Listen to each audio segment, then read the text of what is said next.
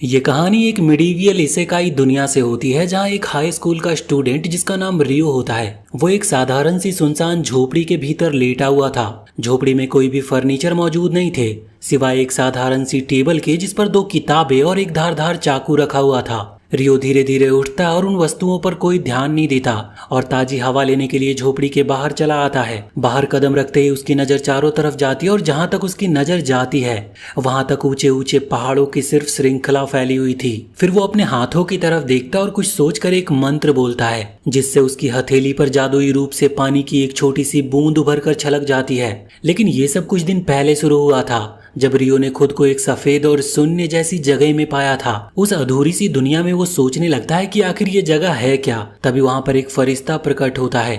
वो रियो के विचारों को पढ़ सकता था और वो उसे आश्वासन देता है कि ये स्थान कोई हेवन नहीं है। वो फरिश्ता बेहद ही उत्साहित होता है कि कई सालों बाद कोई यहाँ पर आया है, लेकिन साथ ही वो दुखी भी होता है क्योंकि रियो अब जिंदा नहीं रहा। उसकी मौत एक ट्रक से दुर्घटनाग्रस्त होकर हो चुकी थी।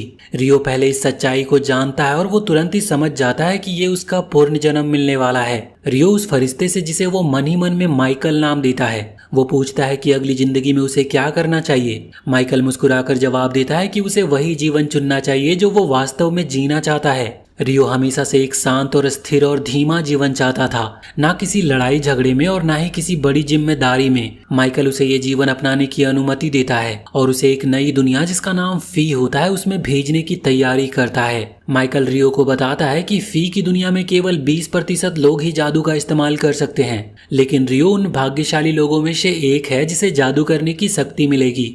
और क्योंकि उसने एक शांत और धीमे जीवन की इच्छा जताई थी और इसीलिए उसकी आत्मा को सबसे अनुकूल तत्व मिला था जो कि जल होता है। माइकल रियो को रोंडो के गहरे जंगलों में एक झोपड़ी में अकेले भेज देता है और वो झोपड़ी जादुई सुरक्षा कवच से घिरी हुई थी ताकि रियो पर कोई राक्षस हमला न कर सके। माइकल पहले से ही झोपड़ी में 2 महीने का खाना एक बर्फ से बने भंडार में रख चुका होता है। साथ ही उसने 2 किताबें भी रखी थी जो रियो को इस नई दुनिया और जादू की जानकारी देती है। इन्हीं किताबों को पढ़कर रियो समझता है कि वो अपनी इच्छा शक्ति से कहीं भी जल को प्रकट कर सकता है। शुरुआत में वो मंत्र बोलकर पानी बनाता है, लेकिन धीरे धीरे वो कल्पना मात्र से ही पानी को बुला सकता था। वो झोपड़ी में मौजूद एक बाथटब को अपने वाटर मैजिक से भरता है। हालांकि वो जानता है कि ये पानी उसकी अपनी ऊर्जा और शरीर के भीतर से आया है, लेकिन उसके पास कोई और विकल्प नहीं होता।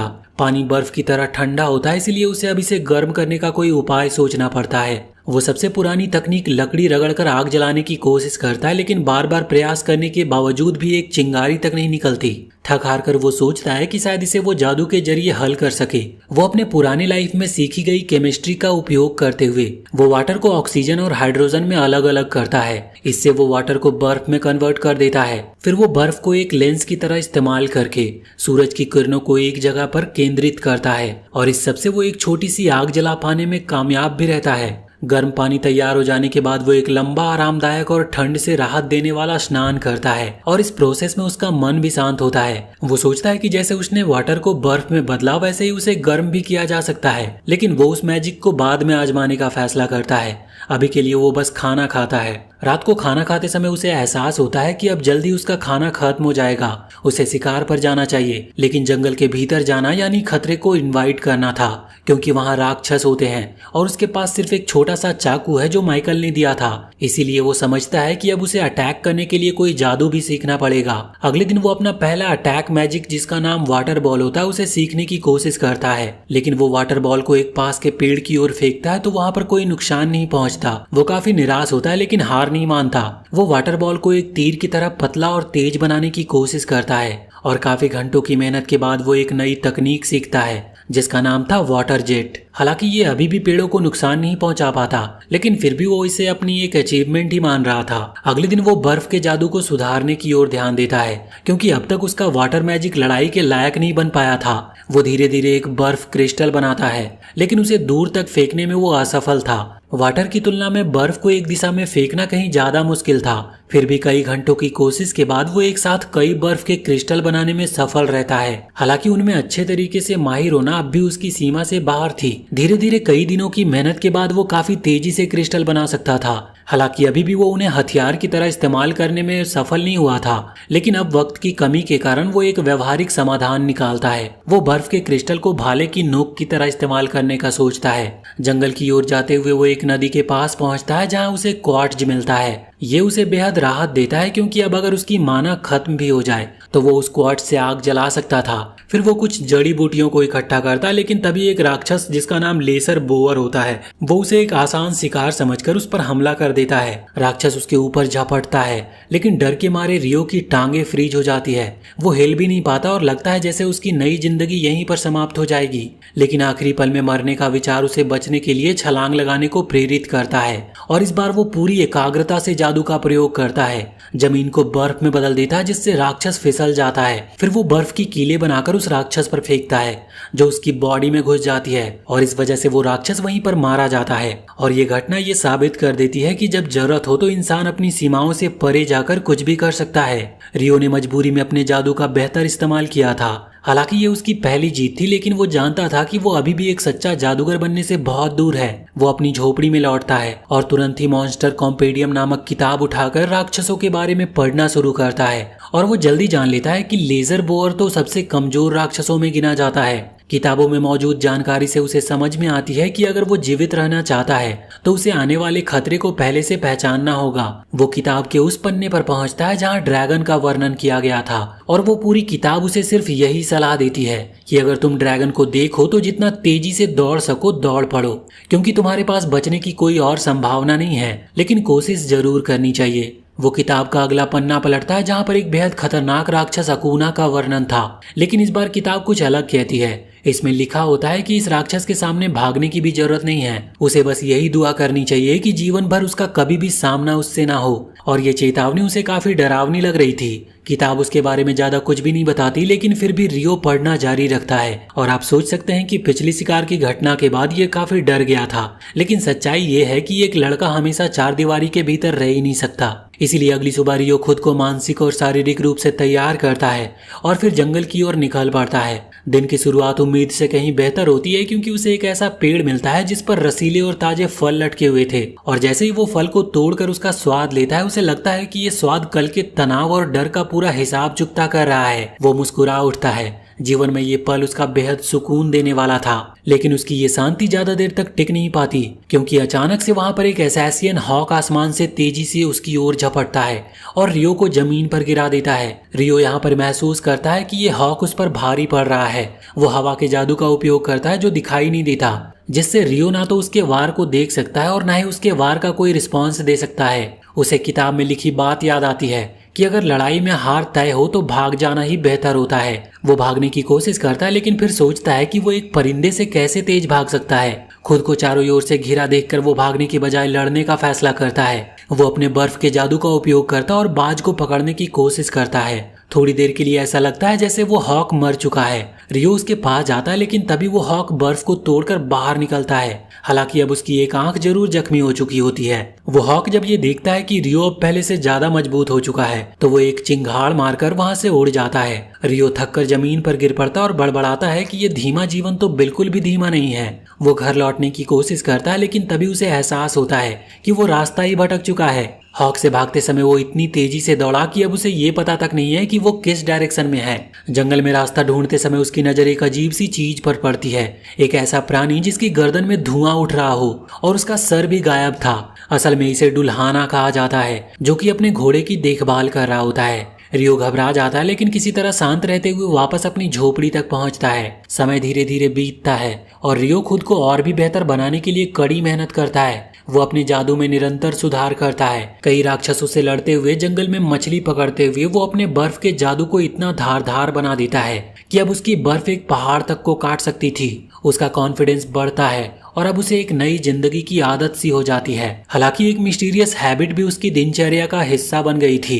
हर रात वो वापस उसी जगह पर लौटता है जहां उसने डुल्हाना को देखा था। वो उससे लड़ने की कोशिश करता है, और ऐसा वो इसलिए नहीं करता कि वो जीतना चाहता है, बल्कि शायद इसलिए क्योंकि उसे लगता है कि हर हार के बाद वो और भी मजबूत बन रहा है। वो इस बात से बिल्कुल अनजान था कि डुल्हाना है कौन और वो क्यों है, क्योंकि किताब में इस प्राणी का कोई भी जिक्र तक नहीं किया गया था। तो या तो डुलाना एक राक्षस नहीं है या फिर वो किताब में उसके बारे में बताया ही नहीं गया है। एक और असफल लड़ाई के बाद रियो महसूस करता है कि शायद वो हर बार वहीं लौटता है क्योंकि उसे लगता है कि डुलाना उसे मजबूत बनाना चाहता है, ठीक वैसे ही जैसे एक गुरु अपने शिष्य को बार बार हराकर उसे सुधारता है। एक दिन वो देखता है कि डुलाना एक बर्फ की तलवार बना रहा है। तलवार पूरी तरह से बर्फ से बनी होती है, लेकिन इतनी ठोस कि किसी भी असली तलवार को टक्कर दे सके।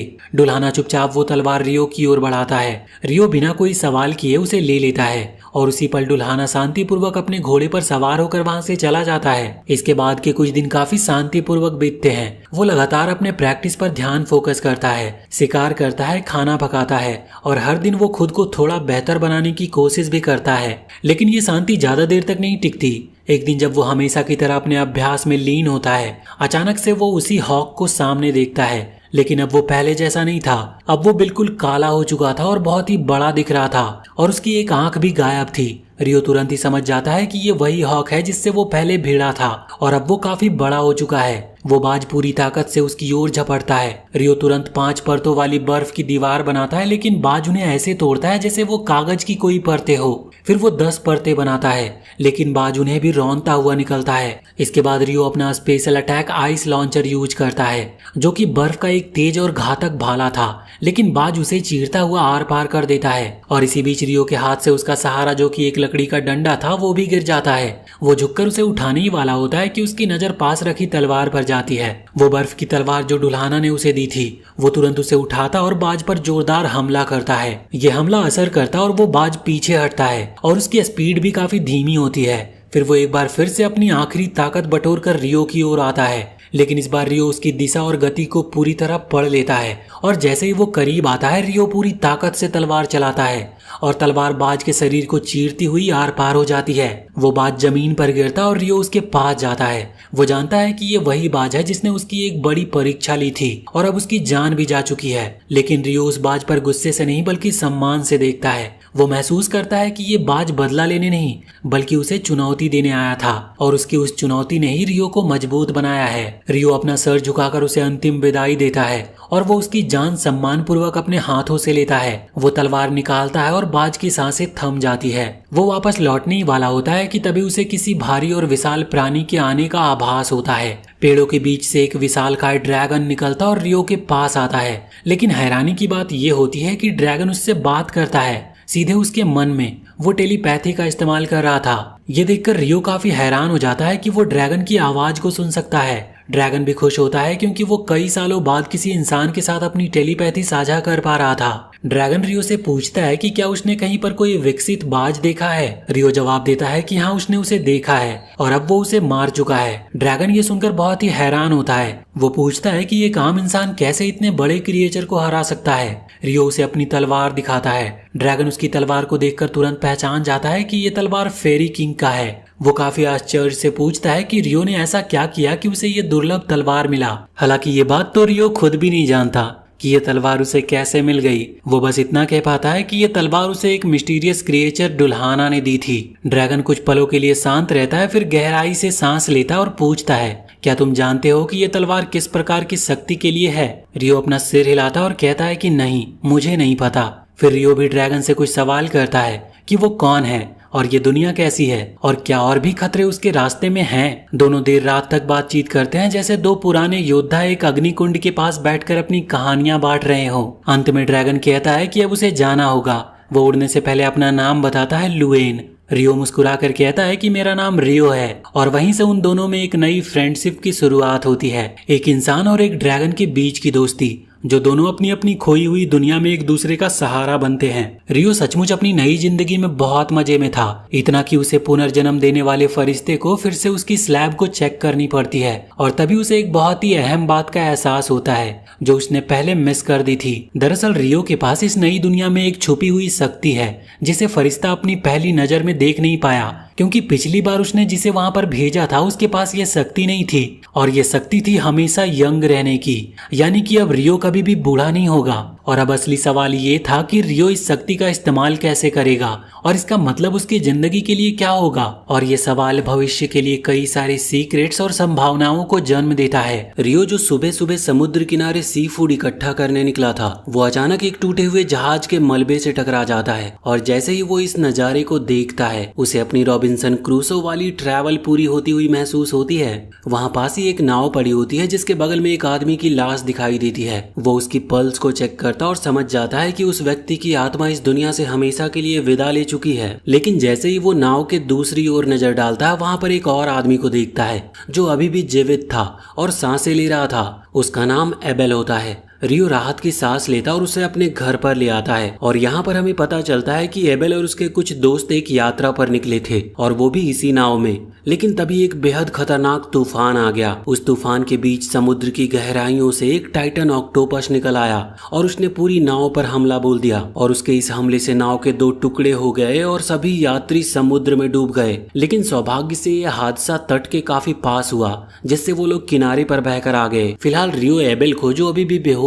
था, अपने घर लेकर आया था, और इसके बाद वो कुछ अपने घरेलू कामों में लग गया। इसी बीच एबेल की आंखें खुलती और वो इधर उधर देखकर सोचता है कि आखिर वो है कहाँ पर। वो घर से बाहर निकलता और देखता है कि उसके चारों ओर असली फूलों का बगीचा है, और उसके बीचों बीच एक पत्थर का रास्ता जंगल की ओर जाती है। ये सब कुछ रियो ने अपने हाथों से बनाया था। इसी दौरान रियो वहां पर आता और एबेल के ठीक होने पर खुशी जाहिर करता है। हालांकि उसे अब भी ये नहीं पता कि एबेल असल में है कौन। वहीं दूसरी तरफ एबेल हैरान रह जाता है, क्योंकि उसने रियो की मौजूदगी को बिल्कुल भी महसूस नहीं किया था। अब वो सोचने लगता है कि क्या रियो के पास कोई स्पेशल पावर है जिससे वो अपने आसपास की गतिविधियों को बिना आहट के महसूस कर सकता है। लेकिन फिर भी एबेल को जो सबसे ज्यादा खटकती है वो रियो का वहां पर अकेला होना। मतलब रियो का ऐसा रहन सहन जैसे वो किसी निर्जन द्वीप पर अकेला हो। एबेल मन ही मन ये पूछना चाहता है कि क्या रियो कोई ऐसा पहाड़ी आदमी है जिसके पास पहनने के ढंग के कपड़े तक नहीं। लेकिन वो खुद को रोक लेता है, क्योंकि वो पहली मुलाकात में कोई गलत छाप नहीं छोड़ना चाहता था। इसीलिए वो बहुत ही विनम्रता से अपना परिचय देता है और वो उसका थैंक्स करता है कि उसने उसकी जान बचाई। रियो जवाब में कहता है कि उसे किसी तरह की तारीफ नहीं चाहिए, क्योंकि उसने सिर्फ इतना किया है कि उसे घर तक लेकर आया है। ये कहते कहते रियो थोड़ा गंभीर हो जाता और एबेल को ये दुखद खबर देता है कि बाकी सभी लोग इस हादसे में मारे जा चुके हैं। एबेल उसे जवाब देता है कि उनके लिए ज्यादा दुखी होने की जरूरत नहीं, और ये खुलासा करता है कि बाकी सभी लोग स्मगलर्स थे। जैसे ही एबेल इस घटना के बारे में विस्तार से बताने वाला होता है, उसके पेट में जोर से आवाज आती है। रियो मुस्कुराते हुए सुझाव देता है कि क्यों ना ये बातचीत दोपहर के खाने के समय जारी रखी जाए। अब जब दोनों एक दूसरे से थोड़ा परिचित हो चुके थे, तो एबेल उससे पूछता है कि क्या उसके पास पहनने को कोई और कपड़े का सेट नहीं है। रियो बड़े सहज भाव से बताता है कि उसके पास वो जरूरी सामग्री ही नहीं, जैसे धागा या कपड़ा जिनसे वो कपड़े बना सके। एबेल जवाब में कहता है कि रियो तो किसी पास के कस्बे से कपड़ा खरीद सकता है, लेकिन तुरंत ही उसे एहसास होता है कि रियो के पास शायद पैसे नहीं है, क्योंकि वो एक मॉन्क की तरह जीवन जी रहा था। क्योंकि एबेल तो ये भी नहीं पता कि असल में वो किस जगह पर है, और वो सिर्फ ये मानकर चल रहा है कि आसपास कोई ना कोई कस्बा जरूर होगा। तब रियो उसे पूरी हालात समझाता और बताता है कि आसपास कई मीलों तक कोई कस्बा नहीं है, और इसी वजह से उसे ऐसी जिंदगी जीने पर मजबूर होना पड़ा है। एबेल रियो से पूछता है कि वो अपने खाने पीने का इंतजाम कैसे करता है, तो रियो जवाब में जब ये बताता है कि वो वाटर मैजिशियन है, तो एबेल पूरी तरह से चौंक जाता है, क्योंकि उसकी जानकारी के अनुसार सेंट्रल प्रोविंस में सिर्फ 50% लोग ही जादू का इस्तेमाल कर सकते हैं। ये सुनकर रियो थोड़ा परेशान हो जाता है, क्योंकि एंजल माइकल ने उसे बताया था कि सिर्फ 20% लोग ही जादू चला सकते हैं। अब एबेल कुछ जांचना चाहता था। वो रियो से रिक्वेस्ट करता है कि वो उसे फिर से जहाज के मलबे तक लेकर चले। जब वो वापस समुद्र किनारे पहुंचते हैं, तो चौंकाने वाली बात ये होती है कि वहाँ कोई भी लाश नहीं होती। रियो ये अनुमान लगाता है कि शायद लाशें समुद्र में बह गई होंगी, या किसी समुद्री राक्षस ने उन्हें खा लिया होगा। इसका मतलब ये निकलता है कि अगर रियो ने एबेल को ना बचाया होता, तो शायद वो भी अब तक खा जाया चुका होता।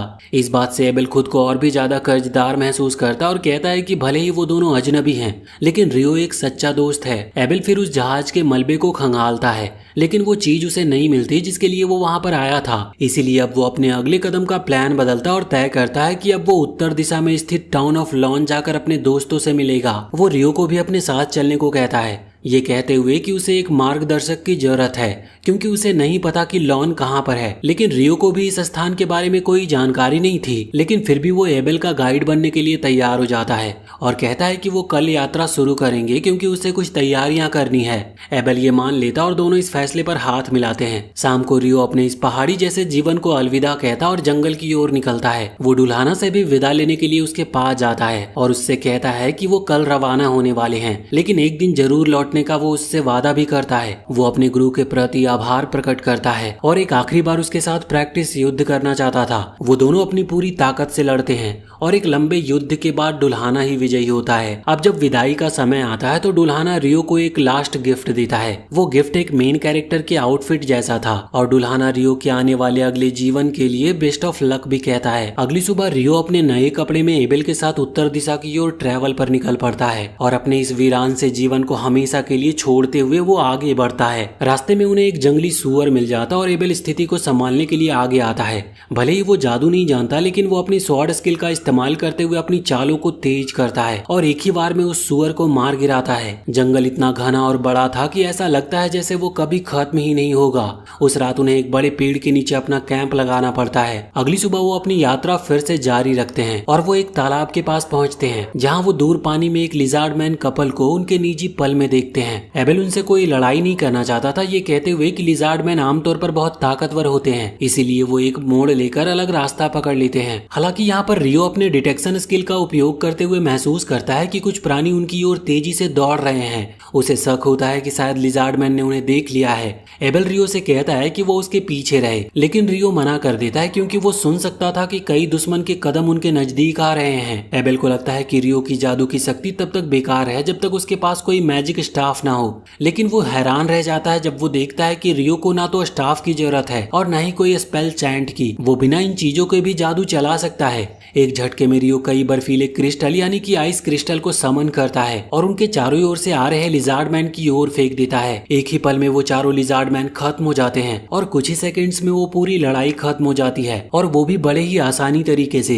जब रियो इन मॉन्स्टर्स को हरा देता है तो एबेल उससे पूछता है कि उसने अभी जो किया वो आखिर था क्या, क्योंकि उसने इससे पहले ऐसा कुछ भी नहीं देखा था। लेकिन रियो को नहीं लगता कि इसमें कोई खास बात थी। वो कहता है कि उसने बस एक वाटर लैंसर का इस्तेमाल किया था। वो एबेल से कहता है कि ये कोई विशेष बात नहीं है, लेकिन एबेल उसकी बातों से सहमत नहीं होता, खासकर इसीलिए क्योंकि उसने अपनी आंखों से देखा था कि रियो ने एक साथ 4 लैंसर को बुलाया था, जबकि उसकी जानकारी के अनुसार मेजेज एक बार में सिर्फ एक ही जादू को इन्वोक कर सकते हैं। एबेल रियो से कहता है कि उसे इस बात की चिंता है और रियो भी ये बात मानता है कि वो भी इस बात से अनजान था। वो बातचीत का विषय बदलने की कोशिश करता है, लेकिन एबेल जिद करता है कि विंड मेजेज जिन्हें वो जानता है उनके लिए भी ये संभव नहीं है। रियो उसे याद दिलाता है कि वो वाटर मेज है, विंड मेज नहीं। आगे बढ़ने से पहले रियो एक मंत्र बोलता और पीने के लिए साफ पानी पैदा करता है। वो एबेल को याद दिलाता है कि वो दोनों थक चुके हैं और आगे का दिन लंबा होने वाला है, इसीलिए उन्हें पहले खुद को हाइड्रेट कर लेना चाहिए। एबेल पानी पी लेता है, लेकिन फिर भी उसके मन में कुछ बेचैनी थी। रियो ने जिन जादुई मंत्रों का प्रयोग किया था वो एबेल के लिए अजीब थे क्योंकि वो उनसे परिचित नहीं था। लेकिन जब वो रियो से इस बारे में पूछता है तो रियो इसका कोई जवाब नहीं देता। वो दोनों अपनी यात्रा पे आगे बढ़ते हैं और जैसे जैसे वो लूना के करीब पहुंचते हैं एबेल रियो को एक सिक्का देता है जिसे लूना में इस्तेमाल किया जा सकता है। रियो इससे बेहद एक्साइटेड हो जाता है क्योंकि ये पहली बार है जब उसने इस दुनिया में असली पैसे को हाथ में लिया था। रियो की उस खुशी को देखकर एबेल उसे समझाता है कि इस दुनिया में कई तरह की करेंसीज प्रचलित हैं और ये खास करेंसी किंगडम ऑफ नाइटली की है जिसमें लूना एक शहर है। वो आगे बताता है कि इस किंगडम में कुल 3 मुख्य शहर हैं, लूना, होंडेलो फेडरेशन और दूही एम्पायर। जैसे ही एबेल दूही का नाम लेता है रियो अचानक रुक जाता है, जिससे एबेल को लगता है कि शायद रियो का उस शहर से कोई पुराना रिश्ता रहा हो। वो उससे जब पूछता है तो रियो जवाब में कहता है कि नहीं, ऐसा कुछ भी नहीं है। दरअसल रियो सिर्फ उस शहर के नाम से ही चौंक गया था। उसे लगता है कि ये नाम सुनने में कुछ अजीब लगता है। ये सोचकर वो हंसता है कि अगर वो उस शहर का मेंबर होता तो खुद को उस नाम से पहचान कराना उसे अच्छा नहीं लगता। उसके लिए ये बहुत अच्छी है कि वो सच में उस शहर से नहीं है। वो दोनों इस बात पर थोड़ी देर तक हंसी मजाक करते हैं और आगे बढ़ते हैं। जैसे ही वो कुछ चट्टानों के पास पहुंचते हैं तो एबेल देखता है कि एक चट्टान हिल रही है। वो तुरंत हमला करता और रियो भी उसकी मदद के लिए शामिल हो जाता है, लेकिन तभी वो समझ जाते हैं कि वो एक रॉक गोलेम के नेस्ट में घुस आए हैं। वो चट्टान बार बार खुद को जोड़कर दोबारा जीवित हो जाती थी। एबेल अपनी तलवार से उसमें छेद करता है, लेकिन फिर से वो रीजनरेट्स हो जाती थी। जब एबेल की तलवार बेअसर साबित होती है तब रियो आगे आकर एक 10 लेयर वाली आइस रॉक का इन्वोक करता है और 2 चट्टानों पर वार करता है। ये हमला इतना शक्तिशाली होता है कि वो चट्टानों को पूरी तरह से चकनाचूर कर देता है। फिर वो बाकी के चट्टानों पर भी यही हमला दोहराता है। जब वो आखिरी रॉक गोलेम तक पहुंचते हैं तो देखते हैं कि वो चुपचाप लेटा हुआ है और बिल्कुल नहीं हिल रहा। रियो तुरंत समझ जाता है कि ऐसा इसीलिए है क्योंकि वो अपनी पीठ के बल लेटा है और इन गोलेम की शक्ति जमीन से आती है। जब वो अपनी पीठ के बल गिरते हैं तो पूरी तरह से पावरलेस हो जाते हैं। वो अपने पैरों के नीचे एक मैजिक कोर भी देखते हैं और एबेल पहचान लेता है कि ये गोलेम कई सारे मॉन्स्टर्स को मार चुके होंगे, इसीलिए ये कोर बहुत ही वैल्यूएबल होते हैं। वो तय करते हैं कि इस कोर को टूर स्पॉइल यानी कि यात्रा की लूट के रूप में साथ ले लेंगे। रियो बाकी गोलेम से भी कोर लेने के बारे में सोचता है, लेकिन तभी उसे दिखाई देता है कि बाकी गोलेम्स अभी भी आइस रॉक से लड़ रहे हैं, इसीलिए वो बिना किसी आवाज के वहां से निकल लेते हैं। आगे बढ़ते हुए उन्हें एक और मॉन्स्टर दिखाई देता है। रियो सोचता है कि बस एक साधारण सा मेंढक है, लेकिन एबेल को लगता है कि ये एक बेहेमौत है। जिंदगी उन्हें ये बहस करने का समय भी नहीं देती कि ये वास्तव में क्या है, क्योंकि उसी समय कई वेबरेंस उड़ते हुए वहां पर आ जाते हैं और अब वो दोनों एक युद्ध क्षेत्र के बीच में थे। लेकिन साथ ही किस्मत भी उनके साथ थी, क्योंकि बेहेमौत भी इस लड़ाई का हिस्सा है और वो जानते हैं कि वो इतनी आसानी से हार नहीं मानेगा। और वो सही साबित होते हैं क्योंकि बेहेमौत जादू का प्रयोग करता और अंत में विजयी रहता है। रियो अब तक की अपनी यात्रा से बेहद रोमांचित हो चुका था। रात को वो आग जलाते हैं और आपस में बातें करते हैं। रियो एबेल से मजाक करता है कि उसने सोचा था कि एबेल भी बेहेमौत से लड़ेगा और वो उस लड़ाई का दूसरा दौर देख पाएगा। रियो का स्वभाव थोड़ा शरारती है, लेकिन ये सब एक मजाक था। वो उस मैजिक निगेशन के बारे में पूछते हैं जिससे जादू के प्रभाव को निष्क्रिय किया जा सकता था, जिसे बेहेमौत ने लड़ाई में उपयोग किया था। एबेल कहता है कि उसने ऐसा केवल डंजन ट्रैप में देखा है। डंजन की बात सुनकर रियो बहुत उत्साहित हो जाता है और जब एबेल ये नोटिस करता है तो वो पूछता है कि क्या रियो को डंजन में दिलचस्पी है। रियो जवाब में तुरंत ही हाँ कहता है। वो वास्तव में बहुत ही भाग्यशाली है क्योंकि पूरे किंगडम में सिर्फ एक ही डंजन है और वो लूना में स्थित है, वही शहर जहाँ पर वो अभी जा रहे थे। रियो एबेल से चिढ़ते हुए कहता है कि उसने ये बात उससे छुपाई थी और पहले क्यों नहीं बताई, लेकिन एबेल जोर देकर कहता है कि उसे नहीं पता था कि रियो को डंजन में दिलचस्पी होगी। जब रियो जिद करता है कि वो और क्या क्या बातें उससे छुपा रहा है तो एबेल उससे पूछता है कि क्या उसने कभी ड्वार्फ्स और एल्फ्स को देखा है, क्योंकि वो सच में बहुत भाग्यशाली है। लूना में कई सारे ड्वार्फ्स रहते हैं और वो बेहद ताकतवर होते हैं। जब एबेल ये बात कहता है तो रियो कहता है कि वो पहले से ही जानता है, जिससे एबेल हैरान हो जाता है कि रियो को ये जानकारी कैसे हो सकती है। फिर एबेल आगे बताता है कि लूना में केवल एक एल्फ है और रियो तुरंत कहता है कि वो उससे भी परिचित है। वो अपनी यात्रा पहाड़ियों की ओर जारी रखते हैं और रियो एबेल को बताता है कि जैसे ही वो उस पहाड़ी को पार करेंगे उन्हें एक इंसानी बस्ती मिलेगी। एबेल को उम्मीद नहीं थी कि रियो को इस बारे में जानकारी होगी, इसीलिए वो रियो से पूछता है कि उसे ये बात कैसे पता है। तो रियो को याद आता है कि ये बात उसे ड्रैगन ने बताई थी जब वो बात कर रहे थे, लेकिन उसे पता है कि एबेल उस पर यकीन नहीं करेगा, इसीलिए वो बस इतना कहता है कि इस बात को जाने दो। जैसे ही वो आगे बढ़ते हैं एक हाई लेवल मॉन्स्टर उन्हें धमकाता है। एबेल उसकी उपस्थिति को महसूस करता और लड़ने के लिए तैयार हो जाता है, लेकिन जब वो सामने खड़ी विशाल पर्वत सी आकृति को देखता है तो वो इतना डर जाता है कि ना तो लड़ने का सोच पाता और ना ही ठीक से सांस ले पाता है। लेकिन सौभाग्य से रियो उसका ध्यान भटकाता है और उस मॉन्स्टर की ओर मांस का एक टुकड़ा फेंकता है। जैसे ही वो पक्षी जैसा मॉन्स्टर मांस निगलता है वो उन दोनों को छोड़ देता है। एबेल राहत की सांस लेता और शुक्र मानता है कि सब कुछ ठीक रहा। वो खुश है कि रियो ने उसकी जान बचा ली। वो अपनी यात्रा में आगे बढ़ते हैं और सोचते हैं कि इस इलाके में कुछ तो गड़बड़ है। यहाँ के मॉन्स्टर वैसे नहीं है जैसे होने चाहिए। वो इंसानों से लड़ने नहीं आए हैं, बल्कि कुछ और ही चल रहा है। उन्हें ये भी याद आता है कि वेब्रन्स हमेशा उत्तर की दिशा से उड़ते हुए आते हैं। इससे वो ये कंक्लूजन निकालते हैं कि शायद वो नॉर्थ माउंटेन के पास हैं। वो पहाड़ी के किनारे झांकते हैं और देखते हैं कि कई सारे वेब्रन किसी और मॉन्स्टर की लाश को खा रहे थे। उन्हें समझ आ जाता है कि उनकी सोच बिल्कुल सही थी। तो यहाँ पर एबेल प्लान बनाता है कि उन्हें इनसे नहीं लड़ना चाहिए, लेकिन रियो सोचता है कि उन्हें लड़ना ही होगा और अगर लड़ाई करनी है तो ये सबसे अच्छा मौका है जब वेब्रन जमीन पर है। वो दोनों लड़ाई में उतरते और जीत भी जाते हैं, लेकिन तभी और भी कई सारे वेब्रन उड़ते हुए उनकी ओर आते हैं। रियो अपनी जादुई शक्ति का उपयोग करते हुए उन्हें आसमान से गिरा देता है। तो वहीं एबेल उनकी जेम्स को लेने चला जाता है। एबेल अब तक की लड़ाई से बहुत ही एक्साइटेड हो चुका था, इसीलिए जब और भी मॉन्स्टर्स आते हैं तो वो बहुत ही खुश होता है और बिना डरे उनका सामना भी करता है। और जब उनकी लड़ाई पूरी तरह से खत्म होती है तो वो एक दूसरे की ओर देखते हैं और मुस्कुरा देते हैं और अब उन दोनों की एक शानदार जोड़ी भी बन चुकी थी। वो दोनों अपनी यात्रा को आगे बढ़ाते हैं और इस दौरान दोनों एक दिलचस्प बातचीत में उलझ जाते हैं और चर्चा का विषय होता है कि क्या उन्हें फिर से कभी वेवनर्स जैसी खतरनाक मॉन्स्टर से टकराना चाहिए। रियो को इसमें कोई दिक्कत नहीं थी, उसे तो इन राक्षसों से लड़ने में और भी मजा आता था, लेकिन एबेल इस विचार से ही कांप उठता है। वो दोबारा वैसा खतरा नहीं उठाना चाहता था, लेकिन फिर भी वो इस बात से संतुष्ट है कि पिछली बार रियो ने उन वेवनर्स से लड़ाई की थी, क्योंकि अब उनके पास एक भारी थैला जादुई पत्थरों से भरा हुआ है और ये पत्थर बेहद कीमती हैं और उन्हें बेचकर वो दोनों काफी पैसे कमा सकते हैं। वो दोनों उत्तर दिशा में काफी दूर तक चलते हैं और उन्हें एक पतली सी सड़क नजर आती है जो उन्हें एक संभावित कस्बे की ओर ले जाती दिख रही थी। एबेल चारों ओर नजर दौड़ाता और गौर करता है कि वो सड़क पूरब की ओर जाती हुई नजर आ रही है और सामने एक विशाल बर्फीला पहाड़ भी खड़ा है। ये देखकर एबेल के मन में आता है कि शायद उन्हें पश्चिम की ओर बढ़ना चाहिए। वो उन बर्फ से ढके पहाड़ों को पहचानता है, लेकिन रियो को इस बारे में वो कुछ भी नहीं बताता। वो बस इतना कहता है कि अगर वो इस पहाड़ को पूरब की ओर फॉलो करे तो उन्हें क्यादी नाम का एक टाउन मिलेगा। रियो ये सुनकर खुशी से झूम उठता है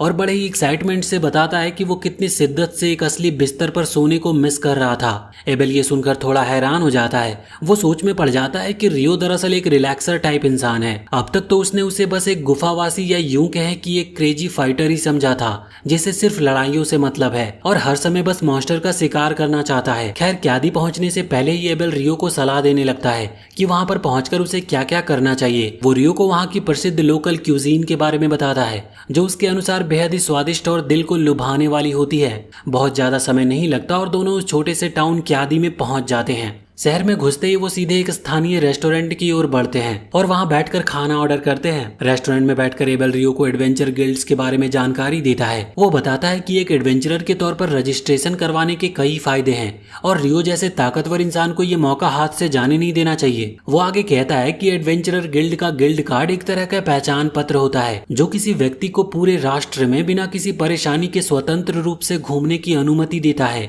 रियो को ये आइडिया बेहद ही पसंद आता है, खासकर इसीलिए क्योंकि जब वो टाउन में घुस रहे थे तब गेट पर खड़े गार्ड को एबेल को रियो के लिए एक सिल्वर कॉइन देना पड़ा था। एबेल उसे गिल्ड के एक और बेहतरीन फायदे के बारे में बताता है। वो ये है कि रियो अपने पास जमा किए गए मैजिक स्टोन्स और मॉन्स्टर लूट को गिल्ड के जरिए ट्रेड कर सकता है, लेकिन वो ये भी कहता है कि इसके लिए रियो को एक अल्केमिस्ट के रूप में रजिस्टर्ड होना पड़ेगा, क्योंकि रियो को पहले से ही केमिस्ट्री में गहरी रुचि है। तो वो अल्केमी के विचार से तुरंत ही आकर्षित हो जाता है और अब गंभीरता से एडवेंचरर बनने के बारे में सोचने लगता है। इतने में एक वेट्रेस उनके पास आती है और उन्हें करी और चावल सर्व करती है। जैसे ही रियो पहला कोर खाता है वो ईमानदारी से चौंक उठता है। उसे विश्वास ही नहीं होता कि इस अनजान दुनिया में भी उसके पुराने संसार जैसा साधारण और पसंदीदा खाना उपलब्ध है और वो बेहद ही खुश होकर जल्दी जल्दी खाने लगता है। और अगली सुबह उठते ही वो फिर से करी की ही तारीफ करता है, जिससे एबेल को यह एहसास होता है कि शायद ये गुफावासी कभी ढंग का खाना खाता ही नहीं था। और जब रियो पूछता है कि एबेल ने उसे टाउन में करी के बारे में पहले क्यों नहीं बताया,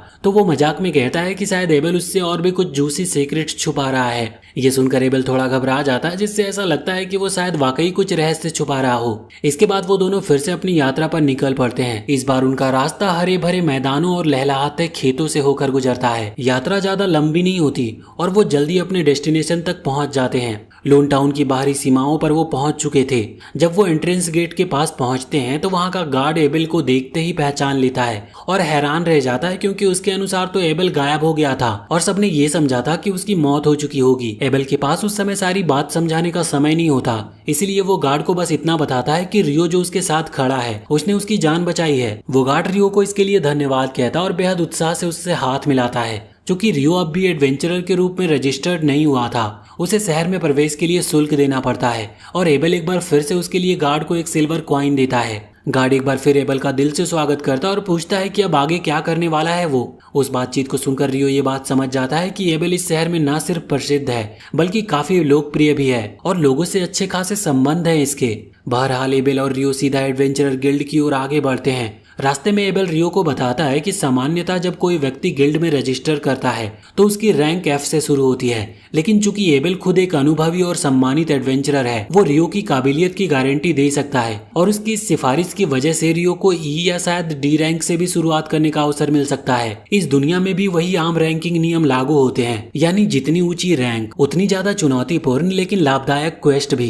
एबेल को पूरा विश्वास होता है कि रियो को शायद कभी कोई क्वेस्ट करनी ही ना पड़े, क्योंकि वो मानता है कि रियो के पास इतने जादुई पत्थर हैं कि वो उन्हें बेचकर वो बेहद अमीर हो सकता है। यहाँ तक कि एबेल ये तक कहता है कि अगर वो सारे स्टोन्स एक साथ बेच दे तो पूरी की पूरी मार्केट क्रैश हो सकती है। इसीलिए वो चाहता है कि वो पहले गिल्ड मास्टर से सलाह ले कि इस स्थिति को कैसे संभाला जाए। वो गिल्ड हॉल के अंदर प्रवेश करता और वहां पर मौजूद लोग जैसे ही एबेल को देखते हैं वो सारे खुशी से झूम उठते हैं। दर्जनों लोग उसके चारों ओर इकट्ठा हो जाते हैं, हैरानी और खुशी के साथ। सबको तो ये विश्वास ही नहीं हो रहा था कि उनका दोस्त एबेल जिंदा है और सही सलामत वापस लौट आया है। ये देखकर रियो मुस्कुरा उठता है। उसे कभी अंदाजा नहीं था कि उसका दोस्त इतना पॉपुलर भी हो सकता है। भीड़ से खुद को अलग रखने के लिए वो गिल्ड से बाहर निकल जाता और हल्की सी सैर पर निकल पड़ता है। और वहीं टहलते टहलते उसकी नजर एक एल्फ लड़की पर पड़ती है जो उसकी पोशाक को देखती है और उसमें गहरी दिलचस्पी लेती है। वो कहती है कि ये पोशाक हूबहू फेरी किंग जैसी लग रही है। रियो चौंक जाता है क्योंकि उसने कभी फेरी किंग के बारे में सुना तक नहीं था। लेकिन वो लड़की उसे कुछ भी समझाने के बजाय कहती है कि उसे जल्दी है और शायद वो जल्दी दोबारा मिलेंगे। उधर एबेल गिल्ड हॉल से बाहर आता है। वो रियो को ढूंढता और उसे फिर से अंदर ले जाता है। वो सबके सामने रियो का परिचय कराता और बताता है कि ये वही आदमी है जिसने उसकी जान बचाई थी।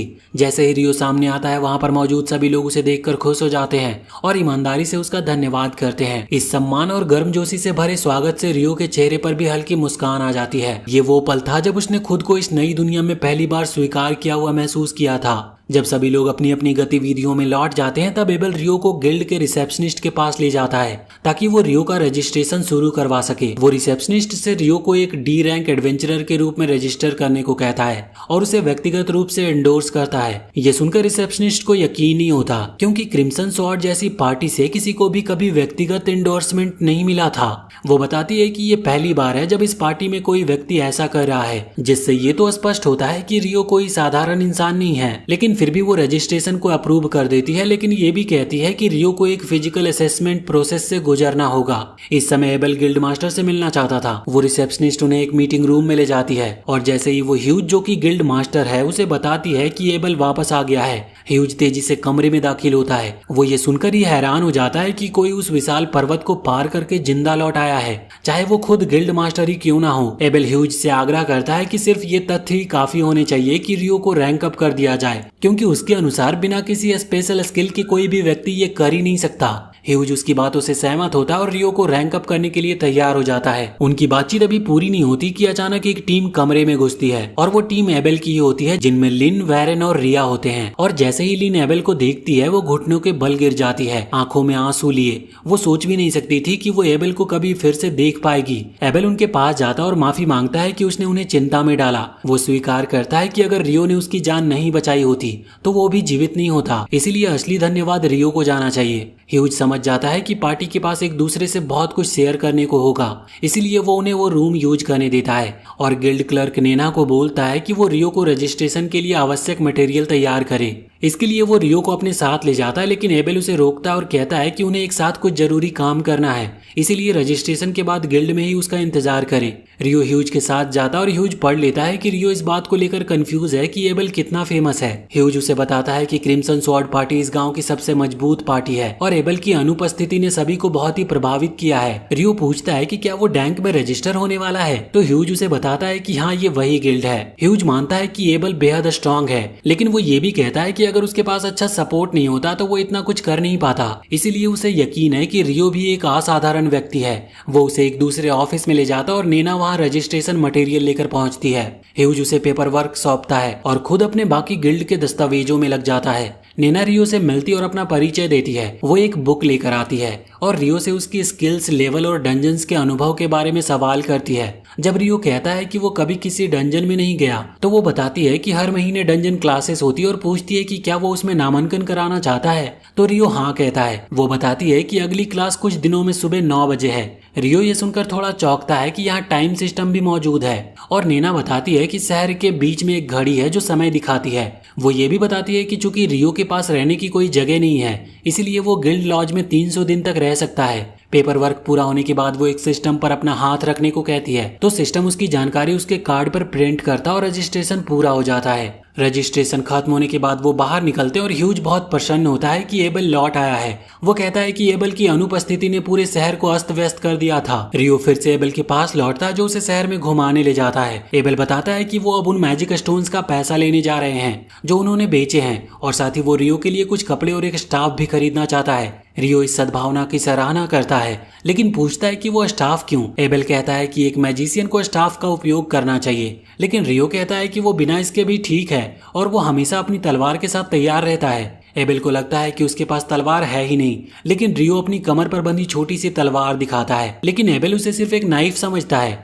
लेकिन रियो कहता है कि वो एक असली तलवार है और वो उसका उपयोग अच्छे से करता है। एबेल अब तक रियो की जिंदगी को एक रहस्य की तरह देख रहा था और उसके पास भी अब भी बहुत से सवाल हैं जो वो रियो से पूछना चाहता है। उसके शॉपिंग और कई सवाल जवाब के बाद रियो को पता चलता है कि इस वर्ल्ड में भी 24 घंटे का एक दिन होता है, 7 दिनों की एक हफ्ता होता है और 30 दिनों का एक महीना होता है, बिल्कुल पृथ्वी की तरह। करी जैसी चीजें खाने के बाद वो अनुमान लगाता है कि शायद कोई ना कोई इंसान पृथ्वी से इस वर्ल्ड में पुनर्जन्म हुआ है और उसने इस जगह को बदल दिया है। इसके बाद एबेल उसे फिर से मिलकर उन सभी चीजों के लिए उसकी सराहना करता है जो उसने खरीदी थी। फिर वो रियो को बताता है कि अब उन्हें एक और जगह पर जाना है और कहता है कि वो गेस्ट ऑफ ऑनर है और वो इनकार नहीं कर सकता। एबेल उसे उसकी वेलकम पार्टी में ले जाता है जहां वो पूरी रात मस्ती करते हैं और शराब में डूब जाते हैं। अगली सुबह रियो थका होता है और नीना के साथ अपनी लॉज की ओर चल रहा होता है। नीना मानती है कि उसकी रात बहुत मस्ती भरी रही होगी। वो बताती है कि रात जो एबेल का भाई है रियो से अलग ही नहीं हो रहा था, क्योंकि वो उसके द्वारा किए गए कामों के लिए बहुत ही आभारी था। लेकिन रियो की थकान की असली वजह ये थी कि उसने जरूरत से ज्यादा शराब पी ली थी। वो अंततः लॉज में पहुंचते और नीना दरवाजा खोलती है। कमरे में पहले से 2 लोग मौजूद होते और नीना रियो को उनका रूममेट बताकर परिचय कराती है। वो दोनों रूममेट्स नील्स और ऑटो रियो से हाथ मिलाते हैं और नीना रियो को अगले दिन की क्लास की याद दिलाकर चली जाती है। नीना के जाते ही नील्स नीना की सुंदरता की तारीफ करता है, लेकिन ऑटो को इस बात में कोई भी इंटरेस्ट नहीं होता। वो रियो से बात करना शुरू करता और दोनों एक दूसरे के साथ कैजुअल तरीके से रहने का फैसला करते हैं। लेकिन तभी नीना फिर से दरवाजा खटखटाती है और एक और रूममेट एमिन को लेकर आती है। एमिन बहुत छोटी लगती है और जब उससे उसकी उम्र पूछी जाती है तो वो बताती है कि वो 16 साल की है। उसके माता पिता की हाल ही में मौत हो चुकी है, इसीलिए उसने एडवेंचरिंग से कमाने का निर्णय लिया है। नीना सबको उसे वेलकम करने को कहती है और रियो से कहती है कि वो अगली सुबह क्लास में उसके साथ आए। उसी समय दूसरी ओर एबेल अपनी पार्टी को रियो के बारे में सब कुछ बताता है कि कैसे उसने बिना स्टाफ के मैजिक का इस्तेमाल किया, कैसे उसने आइस ब्लॉकर से वाइवनर्स को मारा और भी बहुत कुछ। लिन को उसकी बातों पर विश्वास ही नहीं होता। वो कहती है कि ये मैजिक थ्योरी के खिलाफ है, क्योंकि दूरी और निकटता का एक प्रभाव होता है। एबेल जोर देकर कहता है कि उसने जो देखा वही कह रहा है। रिया कहती है कि केवल एक ही लीजेंड इतना ताकतवर था, जो था इन्फेर्नो मैजिशियन। वो सभी इस पर चर्चा करते हैं कि शायद रियो वही लीजेंड है, लेकिन उन्हें यकीन नहीं क्योंकि किसी ने उसे सच में देखा नहीं। लेकिन फिर सभी को एक चिंता होती है कि अगर रियो इतना ताकतवर है तो क्या वो उनके खिलाफ हो सकता है या एम्पायर को समर्थन दे सकता है। लेकिन एबेल उन्हें भरोसा दिलाता है कि रियो कभी भी दूही एम्पायर को समर्थन नहीं देगा, क्योंकि वो तो उस नाम से ही नफरत करता है। दूसरी ओर रियो अपने रूममेट्स के साथ मजाक कर रहा था और सोचता है कि उसकी जिंदगी कितनी बदल चुकी है और शायद अब उसकी जिंदगी पूरी तरह से आगे और भी बदलने वाली है। और जब अगले दिन वो डंजन क्लास ले रहा होता है तो वहाँ का इंस्ट्रक्टर ये घोषणा करता है कि उन्होंने डंजन एक्सप्लोरेशन की इंट्रोडक्टरी लेसन पूरी कर ली है और उस दोपहर में वो एक असली डंजन में एंटर करेंगे। एमन इस बात को लेकर काफी नर्वस दिख रहा होता है, तो रियो उसे सलाह देता है कि खुद पर ज्यादा प्रेशर ना डाले, नहीं तो डंजन एक्सप्लोरेशन शुरू होने से पहले ही वो थक जाएगा। जब इंस्ट्रक्टर पूछता है कि किसी को कोई सवाल है तो रियो हाथ उठाता है और पूछता है कि क्या कोई ऐसा तरीका है जिससे आप पहले से क्लियर्ड किसी डंजन लेयर तक इंस्टेंटली ट्रेवल कर सको। इंस्ट्रक्टर इस सवाल से इम्प्रेस होता है, लेकिन समझाता है कि ऐसा फीचर केवल साउदर्न प्रोविंस के कुछ डंजन्स में होता है। वो आगे कहता है कि लूना में ऐसे डंजन मौजूद नहीं है और कम से कम उसकी नॉलेज में तो अब तक नहीं है और उसने इसके बारे में सिर्फ अफवाहों में सुना है।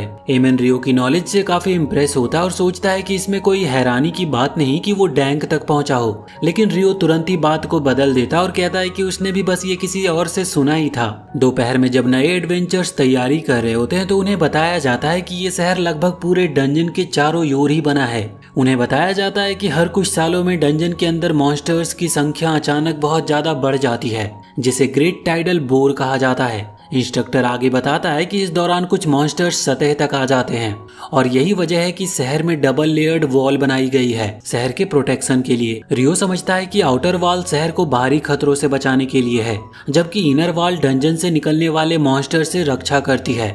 एमन जो पहले से ही नर्वस था वो सोचता है कि ये तो किसी डिजास्टर से कम नहीं लगता, लेकिन इंस्ट्रक्टर उन्हें भरोसा दिलाता है कि ये सब सिर्फ हर कुछ सालों में ही होता है और फिलहाल चिंता की कोई बात नहीं है। जैसे ही वो लोग डंजन में प्रवेश करते हैं रियो देखता है कि एमन अभी भी काफी टेंस लग रहा है, तो वो उसे भरोसा दिलाता है कि वो सब एक साथ हैं, इसीलिए डरने की कोई बात नहीं है। इंस्ट्रक्टर बताता है कि पहले फ्लोर पर कोई डेंजरस मॉन्स्टर्स नहीं होते, इसलिए वो आराम से स्टार्टिंग एरिया को एक्सप्लोर कर सकते हैं। थोड़ा आगे चलते हुए वो कुछ स्पॉट करते और वहीं पर रुक जाते हैं। रियो एमन से कहता है कि वो आइस मैजिक से उस क्रिएचर को पकड़ कर रखेगा और एमन को तब तक मौका मिलेगा उसे अटैक करने का। और जल्दी वो एक सोल्जर एंट के सामने आते हैं और रियो को बिगिनर्स गाइड से याद आता है कि इसे मारने का सबसे आसान तरीका इसके गले के बेस पर स्ट्राइक करना है। रियो फिर अपने 8 आइस लैंसेस फायर करता है जिससे एंट को जकड़ लिया जाता और एमन को फिनिश करने को वो कहता है। एमन आगे बढ़ता और एंट के गले के पास खड़े होकर एक जोरदार हमला करता है जिससे उसका सर अलग हो गया था। इस पर वो अपने स्किल्स को लेकर थोड़ा कॉन्फिडेंट महसूस करता और रियो को धन्यवाद कहता है।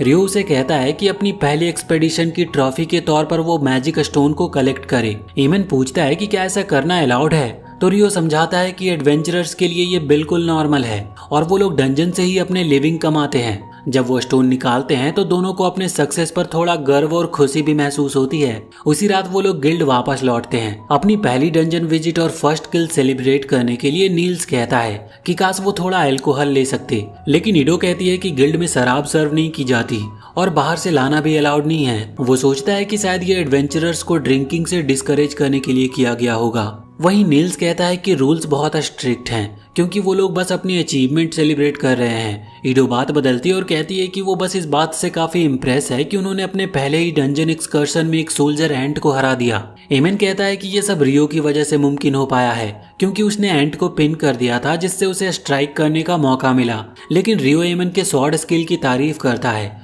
और कहता है कि उसे खुद को कम नहीं आंकना चाहिए। वहीं नील्स को इस बात की खुशी होती है कि वो लोग मैजिक स्टोन को ले पाए। इडो पूछती है कि वो कल क्या करने वाले हैं, तो एमन कहता है कि वो फिर से डंजन जाना चाहता है लेकिन अकेले जाने को लेकर वो अभी कॉन्फिडेंट नहीं है। रियो कहता है कि वो उसके साथ ही चलेगा और सजेस्ट करता है कि वो लोग तीसरे फ्लोर तक जाने की कोशिश करेंगे, जिस पर एमन खुशी से सहमत हो जाता है। रियो को अजीब लगता है कि पहली फ्लोर में ही एंट मिल गया और नील्स बताता है कि आमतौर पर वहाँ बस बैट्स ही होते हैं। इडो बताती है कि पिछले कुछ महीने में रिपोर्ट्स आई है कि एंट्स पहली और दूसरी फ्लोर पर दिखाई दी है, जिससे रियो ये सोच में पड़ जाता है कि वो वहाँ पर क्यों है। तभी एबल पीछे से आता और बातचीत में शामिल होता है। वो एक्सप्लेन करता है कि एंट्स खुद की टनल खोदकर पहली फ्लोर तक पहुँच सकते हैं। रियो सोचता है कि वेटरन एडवेंचरर्स को रुकीज को चुपके से डराना नहीं चाहिए, खासकर जब उसके दोस्त आराम कर रहे हों।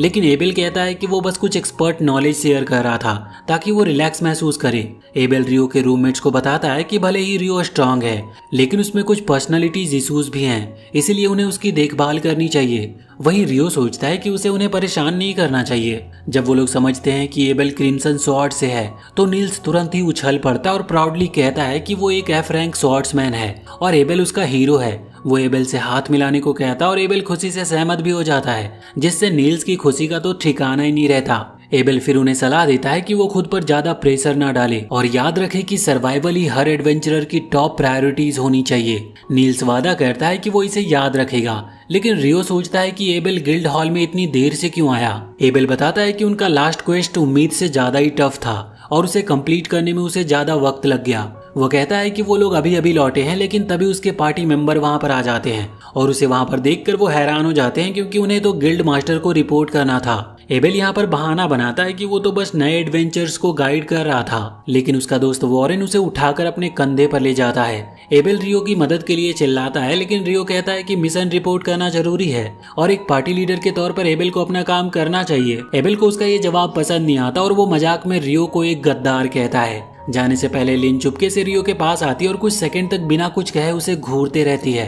कुछ मिनट के बाद रियो के दोस्त क्रिम्सन स्वॉर्ड पार्टी से काफी इम्प्रेस होकर बातें कर ही रहे होते हैं। जब वो एबेल की तारीफ कर रहे होते हैं तो रियो समझ नहीं पाता कि वो लोग उसमें इतनी दिलचस्पी क्यों ले रहे हैं। उधर जब एबेल को गिल्ड मास्टर के पास ले जाया जा रहा होता है तो रिया लिन से कहती है कि लोगों को घूरा मत करो। वो शायद सोच रही थी कि लिन रियो को कैसे देख रही थी, लेकिन लिन जवाब देती है कि जब एबेल ने उसकी तारीफ की हो तो कोई भी क्यूरियस हो जाएगा। एबेल फिर कहता है कि उन्हें चिंता करने की कोई जरूरत नहीं है, बहुत जल्दी बाकी लोग भी खुद रियो की पावर देखेंगे। हालांकि बाकी लोग बस यही सोचते हैं कि वो कूल बनने की कोशिश कर रहा है। अगली सुबह एमन डंजन वापस जाने के लिए एक्साइटेड होता है, लेकिन रियो उसे याद दिलाता है कि धीरे चलो, जल्दी करने की कोई जरूरत नहीं है। जैसे ही वो डंजन के अंदर पहुंचते हैं उन्हें तुरंत मॉन्स्टर्स का सामना करना पड़ता है। रियो उन पर आइस लेंसेस का फायर करता है, जबकि अब पहले से कहीं ज्यादा कॉन्फिडेंट एमन एक वुल्फ के झपटने पर तेजी से रिएक्ट करता है और उसकी बॉडी को आसानी से काट डालता है। तभी एक और वुल्फ चुपके से एमन पर हमला करने की कोशिश करता है, लेकिन रियो फिर से आइस लेंसेस से हमला करता है, जिससे एमन को फिनिश करने का मौका मिल जाता है।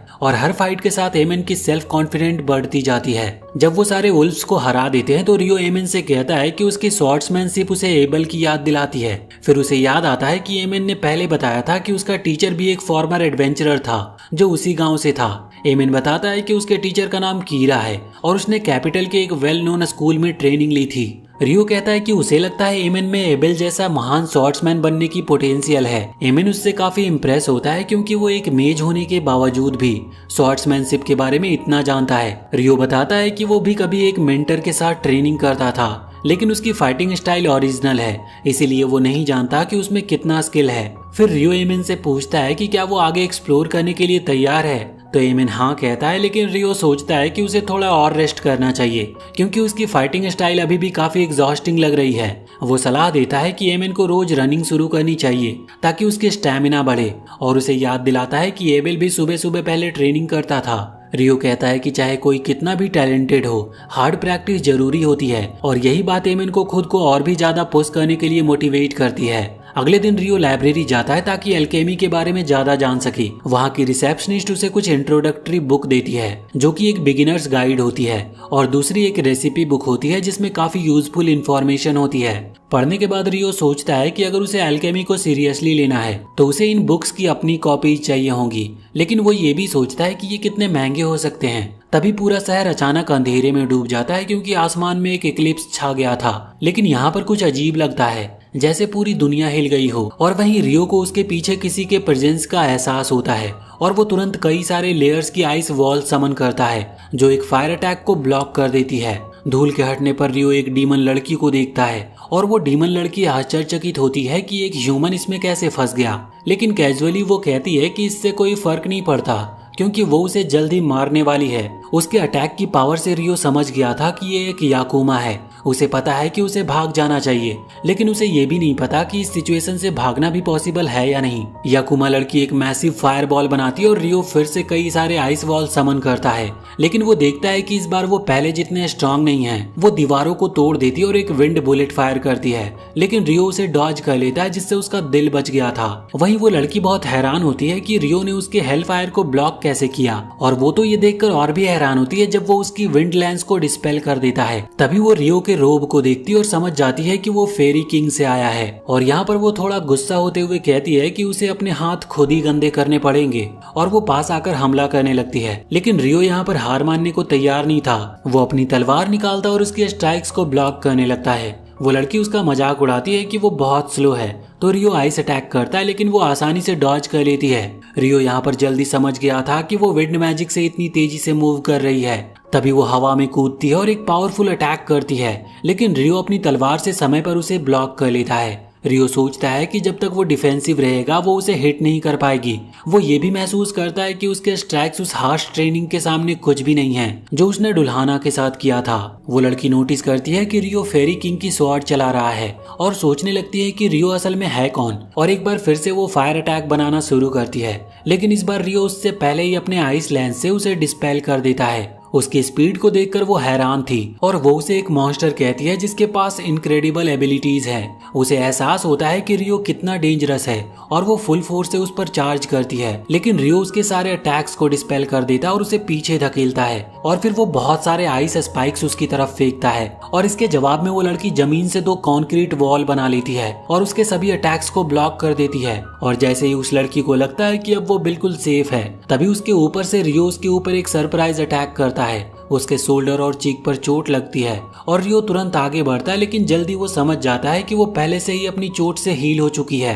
लेकिन तभी अचानक आसमान से पानी की बूंदें गिरने लगती है, और जैसे ही वो बूंदें उसके शरीर को छूती है उसकी स्किन जलने लगती है और वो बहुत दर्द से चिल्लाने लगी थी। गुस्से में वो एक मैसिव ब्लड लस्ट छोड़ती है, लेकिन सौभाग्य से इक्लिप्स अब खत्म हो चुका था। यहाँ पर वो अपना नाम लेनोर बताती है, लेकिन रियो पहले ही समझ चुका होता है कि वो एक याकुमा है। लेनोर हैरान होती है कि रियो उसकी जाति के बारे में कैसे जानता है। इसका मतलब है कि उसे मार देना चाहिए, लेकिन वो जानती है कि उसे टाइम लिमिट के अंदर हरा नहीं सकती। वो लेनोर कहती है कि उसे लड़ाई का मजा आया और वो दोबारा मिलने के लिए काफी एक्साइटेड भी है, लेकिन रियो ऐसा बिल्कुल महसूस नहीं करता। लेकिन फिर भी लेनोर कहती है कि वो फिर से जरूर मिलेंगे क्योंकि रियो बहुत ही ज्यादा स्ट्रांग है और भले ही वो लड़की खुद ना आ सके, पर रियो को अभी उसके जैसे और भी याकुमा मिल सकते हैं। यह सुनकर रियो सोच में पड़ जाता है कि क्या ये दुनिया में और भी याकुमा हैं। जाने से पहले वो रियो को वार्न करती है कि वो खुद को मरने मत दे क्योंकि अब उसकी जिंदगी लेनोर की है। लेनोर ये भी उम्मीद करती है कि जब वो अगली बार मिले वो और भी स्ट्रांग हो चुकी होगी, और फिर वो अचानक वहाँ से गायब हो जाती है। रियो राहत महसूस करता है कि वो अब भी जिंदा है और सोचता है कि ये सब उसके रोब की वजह से संभव हुआ है, वरना उसके शोल्डर में अभी एक बड़ा होल हो चुका होता। आगे अब वो तय करता है कि उसका अगला कदम उन अल्केमी बुक्स को खरीदना होगा, इसीलिए वो पैसे निकालने के लिए बैंक में जाता है। पैसे निकालकर वो खुश होता है क्योंकि उसे एहसास होता है कि वो वेवरन स्टोन्स को गिल्ड में बेचकर काफी रिच हो चुका है। अब उसे अपनी रोजी रोटी की चिंता नहीं। लेकिन जब वो वापस अपने कमरे में लौटता है तो वहाँ पर कोई भी उसका इंतजार नहीं कर रहा होता। वो फिर से बुक स्टोर जाने का फैसला करता है ताकि वो अल्केमी बुक्स को खरीद सके। लेकिन रास्ते में वो देखता है कि कुछ एडवेंचरर उसके दोस्तों को सड़क पर परेशान कर रहे हैं। वो सुनता है कि उनका लीडर उसके दोस्तों से कह रहा है कि उन्हें हमेशा अटैक के लिए तैयार रहना चाहिए क्योंकि मॉन्स्टर्स कभी वार्निंग नहीं देते। लेकिन इससे पहले कि वो अपनी बातों को पूरी कर सके, रियो उन्हें अपने आइस मैजिक से नॉकआउट कर देता है। उनका लीडर डैन गुस्से में आकर रियो पर पंच करता है, लेकिन रियो आसानी से उसे डॉज करता है और अपनी स्वॉर्ड के हैंडल से उसे इतनी जोर से मारता है कि वो उल्टी कर देता है। इसके बाद रियो अपने दोस्तों को मैजिक पोशन देता है ताकि वो जल्दी रिकवर कर सके। फिर भी वो नोटिस करता है कि वो सभी थके हुए हैं और सुझाव देता है कि वो सब हॉट स्प्रिंग में जाकर आराम करे। बाद में हॉट स्प्रिंग में ईडो अपनी शोल्डर इंजरी को हीलिंग मैजिक से ठीक करती है।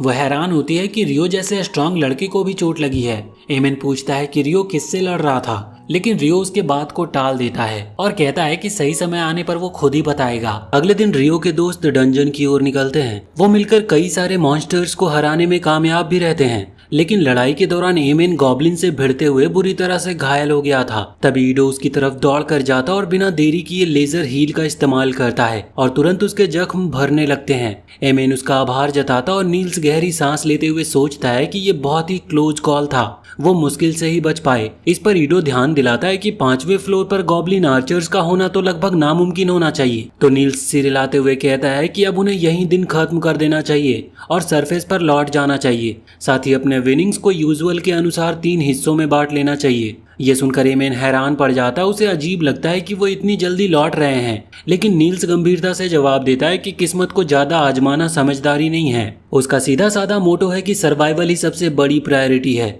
बाकी लोग सोचते हैं कि शायद उसने ये विचार एबल से सीखा होगा, लेकिन नील्स यहाँ पर साफ कहता है कि लाइफ को प्रायोरिटी देना ही सबसे लॉजिकल सोच है और आखिरकार सभी उसकी राय से सहमत भी होते हैं। एमेन यहाँ पर मन ही मन सोचता है कि अगर रियो उनके साथ होता तो सब कुछ और भी आसान हो जाता, लेकिन ईडो यहाँ पर कहता है कि एक पार्टी आमतौर पर ऐसे मेंबर्स से बनती है जिनका स्किल लेवल लगभग बराबर हो और रियो का लेवल तो उनकी तुलना में बहुत आगे है। उसी समय डंजन के बाहर रियो अकेला बैठा सोच रहा होता है और उसे एहसास है कि उसे अपनी स्किल्स को और भी निखारना होगा और अपनी कमजोरियों को ताकत में बदलना होगा। उसके पास इसके अलावा और कोई विकल्प नहीं है। उसे लियोनोर की अमेजिंग स्पीड की याद आती है जो उसने हाल की लड़ाई में दिखाई थी। रियो को शक होता है कि लियोनार ने विंड मैजिक का इस्तेमाल करके अपने और सामने वाले के बीच की दूरी पलक झपकते ही खत्म कर दी थी।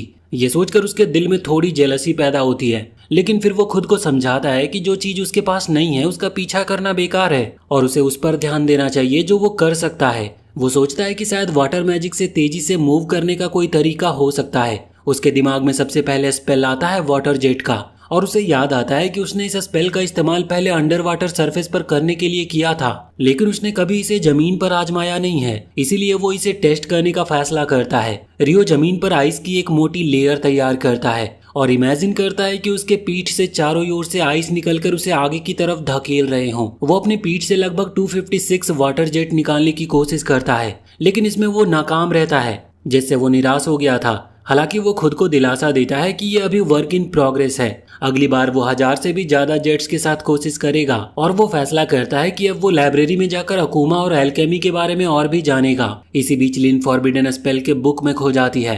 एबेल ने रियो के स्पेल्स के बारे में जो कहा था उस पर कोई जानकारी उसे नहीं मिलती, तो लिन सोचती है कि हवा में इतनी मोटी आइस वॉल खड़ी करना या इतना मजबूत आइस स्पीयर बनाना जो वेब्रेन की डिफेंस को भी तोड़ दे, ये सब लगभग असंभव सा है। उसके लिए इसका केवल एक ही एक्सप्लेनेशन हो सकता है, ये ओरिजिनल स्पेल्स हैं। लेकिन उसकी जानकारी में तो केवल एम्पायर का इन्फेर्नो मैजिशियन ही ऐसा कर सकता है। उसी वक्त सारा वहां पर आती है और लिन को देखकर चौंक जाती है। तो लिन सफाई देती है कि वो बस कुछ खोज रही थी, लेकिन अफसोस से उसे कुछ मिला नहीं। फिर एक्साइटमेंट से सारा से वो पूछती है कि क्या वो किसी क्वेस्ट पर गई थी। सारा बताती है कि वो रॉयल कैपिटल के एक मिशन पर थी और अब निकलना होगा क्योंकि इनवॉय उसका इंतजार कर रहा है। इधर गिल्ड हॉल में नील को नीना से बातचीत करने में दिक्कत हो रही थी। नीना कहती है कि वो काफी जल्दी वापस लौट आए, तो ईडो समझाता है कि 5वें फ्लोर पर आर्चर गॉब्लिन्स मौजूद थे। जब नीना उनके मैजिक स्टोन्स को देखती है तो उसे विश्वास हो जाता है कि ये सच है। वो तुरंत ही गिल्ड मास्टर को ये बताने के लिए भागती है और एडवेंचरर्स का थैंक यू करती है इतनी इंपॉर्टेंट जानकारी लाने के लिए। नीना ह्यूज को जाकर ये खबर सुनाती है,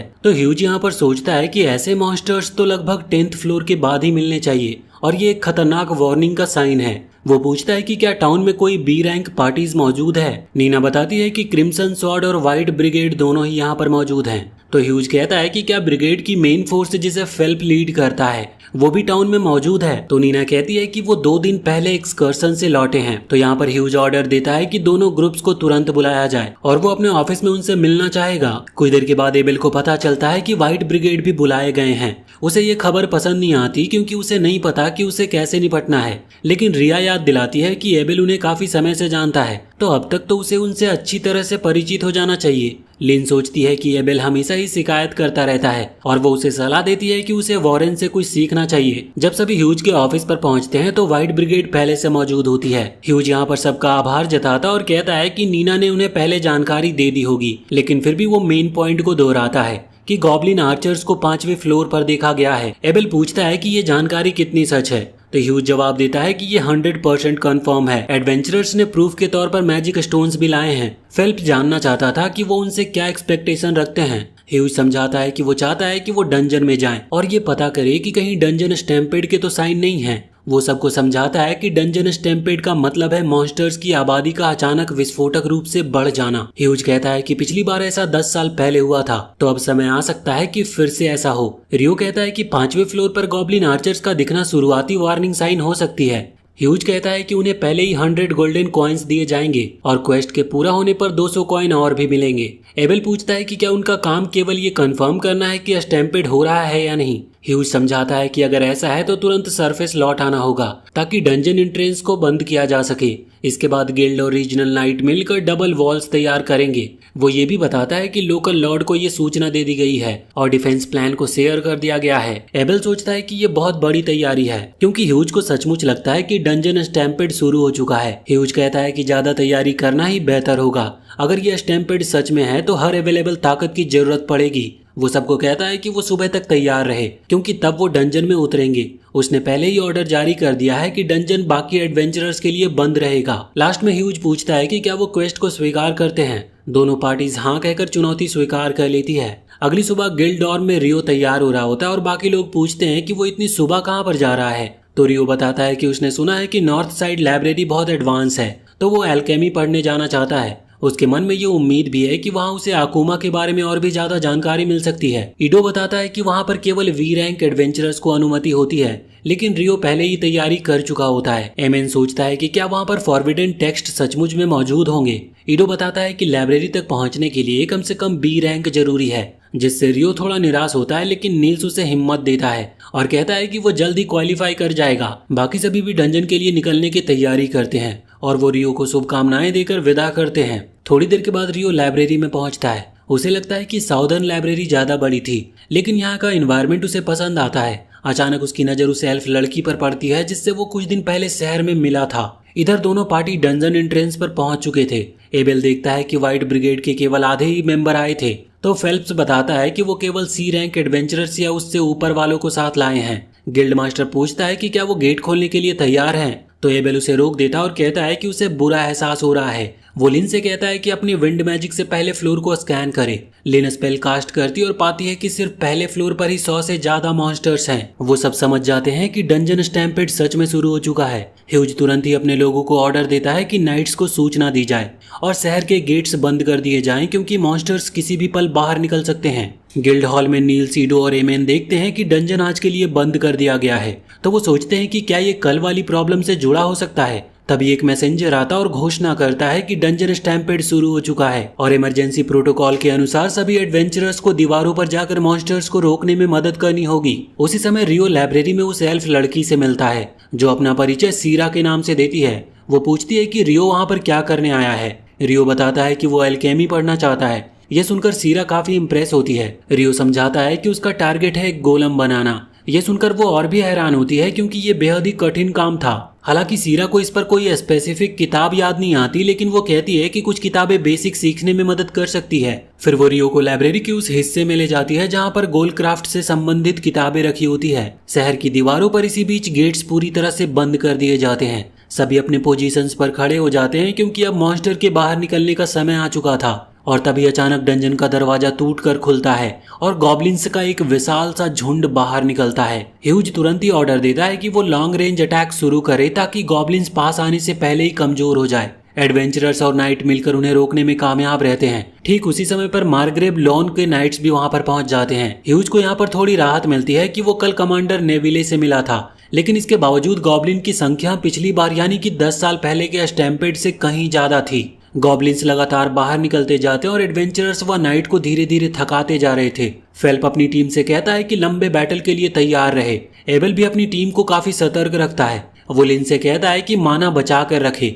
लेकिन अगर उसके पास कोई शक्तिशाली स्पेल है जिससे हालात बदल सकते हैं तो उसे हिचकिचाना नहीं चाहिए यूज करने से। धीरे धीरे उनके एरोज भी खत्म होने लगे थे, लेकिन किस्मत से कुछ एडवेंचरर हथियार की दुकानों से और भी एरोज लेकर पहुंच जाते हैं। और उसी बीच मिल्स एबल को गिल्ड मास्टर का संदेश आता है कि एक और बड़ा खतरा आने वाला है और क्रिम्सन स्वॉर्ड को तैयार रहना होगा। एमेन एरोज बांटने में मदद करता और ईडो घायल एडवेंचरर्स को हील करने में व्यस्त रहता है। आखिरकार जब ज्यादातर गॉब्लिन मारे जा चुके होते हैं तो ह्यूज ऑर्डर देता है कि अब ऑफेंसिव पर जाने का समय आ चुका है। सभी तैयार हो जाते हैं। लिन अपनी विंड मैजिक से सबको सुरक्षित नीचे उतारती है, जबकि सेरा क्ले वॉल खड़ी करके गॉब्लिन्स को रोकती है। एबेल और फेल्प दीवार से कूदकर गॉब्लिन को तुरंत ही खत्म कर देते हैं अपने सुपीरियर स्किल्स को दिखाते हुए। फिर वो एक बड़े से गॉब्लिन से भिड़ जाते हैं और समझते हैं कि ये गॉब्लिन जनरल है। फेल्प कहता है कि जैसे ही वो इसे हराएंगे बैटल खत्म हो जाएगी, लेकिन एबेल नोट करता है कि वहां पर एक नहीं बल्कि 3 जनरल हैं और इसका मतलब है गॉब्लिन किंग पास ही होगा। एबेल यहाँ पर जल्दी से एक स्ट्रैटेजी बनाता है। वो और फेल्प एक एक करके जनरल से लड़ेंगे, जबकि रिया और सेरा तीसरे को संभालेंगी। वो सोचते हैं कि गॉब्लिन किंग के आने से पहले ही उन्हें काम पूरा करना होगा।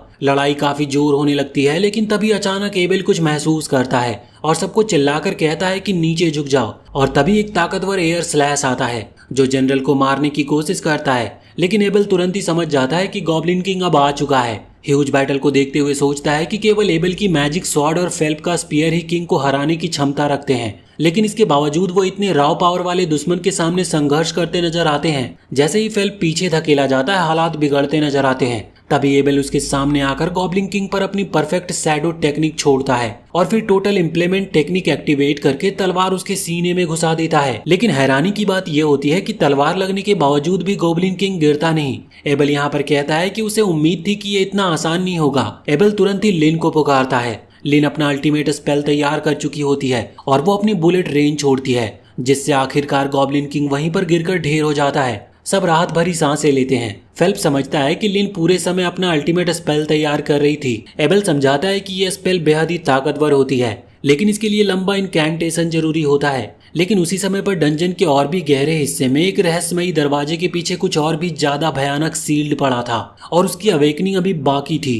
रियो जब गिल्ड लौटता है तो वो देखता है कि पूरा हॉल एडवेंचरर से भरा हुआ है और वहाँ पर हर कोई हंस रहा है, गा रहा है और मस्ती कर रहा है। यहाँ पर माहौल किसी उत्सव जैसा था। रियो को ये सब अजीब लगता है, तो वो सोचता है कि आज ऐसा क्या खास हुआ जिसकी वजह से सब इतनी खुशी मना रहे हैं। इसी बीच ह्यूज अपने ऑफिस में पेपर वर्क के ढेर को देखते हुए लंबी सांसें लेता है। वो मनी मन सोचता है कि काश वो भी हॉल में जाकर ड्रिंक कर पाता और थोड़ी देर के लिए रिलैक्स कर लेता, लेकिन काम अभी खत्म नहीं हुआ था। स्टैम्पेड रोकने के बाद भी उसके पास रिपोर्ट्स, फॉर्म और आने वाले वीक्स की तैयारी करने के लिए ढेर सारे कागजात पड़े थे। और अब तो रॉयल कैपिटल से रिसर्चर्स भी जल्दी पहुंचने वाले थे जो हाल ही में हुए इंसिडेंट पर डिटेल में रिसर्च करेंगे। ह्यूज सोचता है कि भले ही डंजन 1 महीने के लिए बंद रहेगा, लेकिन असली मुसीबत अभी बाकी है। अटैक के बाद तो और भी ज्यादा समस्या आने वाली है। कुछ देर के बाद रियो अपने दोस्तों से मिलता है। वो उसे पूरी सिचुएशन डिटेल में एक्सप्लेन करते हैं और अब जाकर उसे समझ आता है कि आज गिल्ड में इतना उत्सव क्यों और लोग खुलेआम अल्कोहल क्यों पी रहे थे। नील्स एक्साइटमेंट से भरकर रियो एबेल की स्वॉर्ड्समैनशिप के बारे में बताता है कि कैसे एबेल ने गॉब्लिन किंग को हराया। वो डिस्क्राइब करता है कि एबेल ने अपनी तलवार से एक प्रिसाइज थ्रस्ट किया और उसी समय उसने लिन को सिग्नल दिया ताकि वो अपना अल्टीमेट स्पेल अनलीज कर सके। ईडो भी कन्वर्सेशन में ज्वाइन करता और वो बताता है कि लिन ने जो स्पेल यूज किया था वो और कुछ नहीं बल्कि बुलेट रेन था, जो विंड मैजिक के सबसे पावरफुल स्पेल्स में से एक माना जाता है। ईडो ये भी कहता है कि इतनी डिस्ट्रक्टिव स्पेल को डॉज करने वाला सिर्फ एबेल ही था। फिर भी वो सोचता है कि आखिर एबेल ने ऐसा कैसे मैनेज किया। जैसे ही वो बातें कर रहे होते हैं, एबेल खुद ही हॉल में आता और सीधे उनके पास आ जाता है। वो उनकी क्यूरियोसिटी को समझ रहा था। वो बताता है कि उसने अपनी sword skill perfect shadow use की थी। ये एक ऐसी टेक्निक है जो किसी भी तरह के रेंज अटैक को डॉज करने की अनुमति देती है, चाहे वो मैजिक हो या फिजिकल प्रोजेक्टाइल। नील्स उसकी परफॉर्मेंस की तारीफ करता है, लेकिन एबेल इंसिस्ट करता है कि हर किसी ने अपने अपने रोल में अच्छा काम किया था और खासकर नील्स ने अपने सपोर्ट से काफी मदद की। रियो परफेक्ट शैडो नाम सुनकर थोड़ी हैरानी जताता है। एबेल उसकी रिएक्शन से पहले ही एक्सपेक्ट कर रहा था और सिर्फ हल्की मुस्कान के साथ उसका रिस्पॉन्स सुनता है। लेकिन उनकी बातचीत बीच में ही रुक जाती है क्योंकि लिन और रिया भी वहां पर पहुंच जाती है। दोनों लड़कियां एबेल को हल्के फुल्के अंदाज में टीज करते हुए हंसते हुए कहती है कि उन्हें पहले से पता था एबेल रियो के साथ ही होगा, क्योंकि लगता है रियो उसका फेवरेट व्यक्ति है। रियो थोड़ा अनकंफर्टेबल फील करता और मन ही मन सोचता है कि शायद वो थोड़ी जेलस भी हो रही है। फिर यहाँ पर लिन क्यूरियोसिटी से रियो से पूछती है कि क्या वो सचमुच हवा में आइस वॉल बना सकता है। तो रियो कंफर्म करता है कि हाँ, वो ऐसा कर सकता है, लगभग 40 मीटर की ऊंचाई तक। ये सुनकर लिन जेन्युइनली सरप्राइज हो जाती है। रियो तुरंत ही उसे कहता है कि ये कोई आसान काम नहीं है, उसने इसे सीखने के लिए बहुत ही प्रैक्टिस की है।